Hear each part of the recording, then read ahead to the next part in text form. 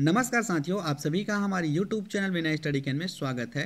साथियों, छत्तीसगढ़ शिक्षक पात्रता परीक्षा पेपर 2 द्वितीय भाग हिंदी का संभावित उत्तर लेकर हम आए हैं। तो चलिए देखते हैं। स्वीकार करना के लिए उपयुक्त मुहावरे का प्रयोग होता है। स्वीकार करना के लिए सिर माथे लेना। सिर माथे लेना का मतलब ही स्वीकार करना है। मुहर लगा देना मुहावरे का अर्थ है। मुहर लगाना मतलब पुष्टि कर देना, तो ऑप्शन ए इसका सही होगा। भैंस के आगे बीन बजाए भैंस खड़ी पगुराए, इसका मतलब है कि मूर्ख व्यक्ति को शिक्षा देना। ऑप्शन बी सही होगा, क्योंकि आप कितना भी शिक्षा दे दो उसमें कोई परिवर्तन आएगा ही नहीं। गेहूं के साथ घुन भी पिस जाता है, कहावत का अर्थ है कि बुरे की संगत में भले भी बदनाम हो जाते हैं।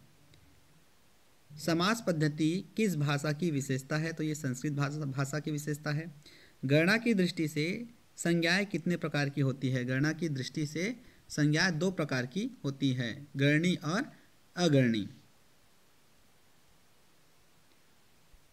सर्वनामिक विशेषण का भेद नहीं है, तो इसमें व्यक्तिवाचक विशेषण सही हो जाएगा।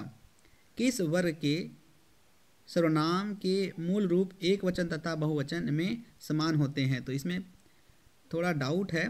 पुरुषवाचक तो है लेकिन प्रश्नवाचक थोड़ा कन्फ्यूज़न है, तो इसको आप स्टार मार्क करके रखिएगा।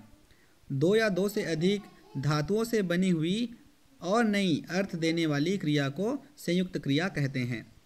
ध्वनियों के मेल से बने सार्थक वर्ण समुदाय को क्या कहते हैं? तो शब्द कहते हैं। श्रृंगार का तत्सम रूप क्या होगा? तो श्रृंगार होगा। अज का अनेकार्थ शब्द नहीं है, तो कामधेनु नहीं है। ब्रह्मा, बकरी और बकरा ये अज का अनेकार्थी शब्द है। इंसानियत में निम्नलिखित में से कौन सा प्रत्यय है? तो इयत प्रत्यय लगा हुआ है, जो मूल शब्द के बाद में लगता है। इनमें से कौन सा शब्द भानु का पर्याय नहीं है? तो पर्यायवाची पूछा गया है। अर्क, मार्तंड, दिनेश ये तीनों भानु अर्थात सूर्य का पर्याय है, जबकि उडुपति ये शंकर का, भोलेनाथ का पर्याय है। उसके बाद गद्यांश दिया हुआ है, आपने गद्यांश को पढ़ा होगा। ये गद्यांश काफ़ी सरल ही पूछा गया था।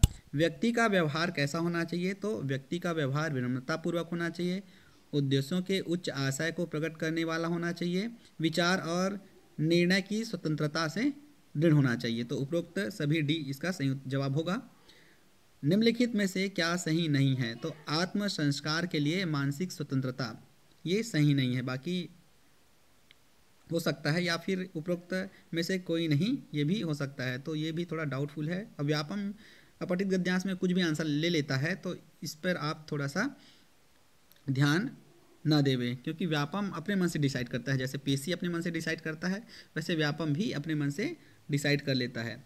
दब्बूपन से व्यक्ति पर क्या प्रभाव होता है? तो निर्णय लेने की क्षमता हीन हो जाती है, मन बुद्धि जैसे कार्य करने लगते हैं। तो ये गद्यांश में दिया हुआ है, तो ए तथा बी दोनों सही हो जाएगा। बच्चों में श्रवण कौशल का विकास कैसे कर सकते हैं? तो सुनने के लिए आवश्यक तत्वों का विकास करके। ऑप्शन ए सही होगा। बच्चों में लेखन कौशल के विकास का अर्थ है उन्हें भाव एवं विचारों को लिखित भाषा के माध्यम से अभिव्यक्त करने की क्रिया में निपुण करना। पठन कितने प्रकार के होते हैं? तो पठन 4 प्रकार के होते हैं। सस्वर पठन, मौन पठन, गहन पठन और व्यापक पठन। कारक चिन्हों को कहते हैं पर सर्ग कहते हैं कारक चिन्हों को। उसके बाद पदबंध किसे कहते हैं? जब एक से अधिक पद एक में बंधे हो तो उसे पदबंध कहते हैं। वह पढ़ता है या मजाक करता है, यह किस प्रकार का वाक्य है? तो यह संदेहवाचक वाक्य है, क्योंकि वह पढ़ रहा है या मजाक कर रहा है ये पता नहीं चल रहा है। विराम चिन्हों की आवश्यकता होती है, तो इसके लिए उपयुक्त सभी आएगा ऑप्शन डी। भावों और विचारों की स्पष्ट अभिव्यक्ति के लिए, वाक्यों के सुंदर गठन के लिए, लेखक की मनोदशा को स्पष्ट करने के लिए। उसके बाद योजक चिन्ह का प्रयोग होता है 2 या 2 से अधिक शब्दों को जोड़ने के लिए। ऐसे आप चिन्ह लगाते हैं एक दो शब्दों के बीच में, वो योजक चिन्ह। निम्न में से हिंदी में अल्प प्राण महाप्राण का जोड़ा नहीं है। अल्प प्राण जिसका उच्चारण में कम समय लगे, महाप्राण जिसके उच्चारण में अधिक समय लगे। तो यहाँ पर यह जो है वो अल्प प्राण है, ये है ना। तो कंग, ये इसमें थोड़ा डाउट है। अब इसका आंसर व्यापम क्या लेता है उसे देखेंगे। मेरे हिसाब से तो बी इसका सही आंसर होना चाहिए, बी। एक ध्वनि या एकाधिक ध्वनियों की इकाई को जिसका उच्चारण एक झटके में होता है क्या कहते हैं। तो ये जो डेफिनेशन है वो डॉक्टर भोलेनाथ तिवारी ने दिया था और इसे अक्षर कहते हैं। अक्षर एक ध्वनि या एकाधिक ध्वनियों की इकाई है जिसका उच्चारण एक झटके में होता है, ये डॉक्टर भोलेनाथ तिवारी ने कहा था। दाल पक रही है, तो दाल पक रही है ये एक प्रकार से एक वचन है, दालें पक रही है तो बहुवचन है, तो ए इसका सही जवाब होगा। हिंदी में आधारभूत वाक्य कितने प्रकार के होते हैं। तो हिंदी में आधारभूत वाक्य रचना के आधार पर देखें तो तीन ऑप्शन में नहीं है, अर्थ के आधार पर 8 होता है, तो इसका सही जवाब होना चाहिए 8, ऑप्शन डी। भानुदय का संधि विच्छेद है भानु धन उदय, ऑप्शन ए सही होगा। थैंक यू दोस्तों, वीडियो कैसा लगा कमेंट करके ज़रूर बताइएगा। आपका हिंदी पार्ट से कितना क्वेश्चन सही हुआ एक बार कमेंट कीजिएगा। धन्यवाद।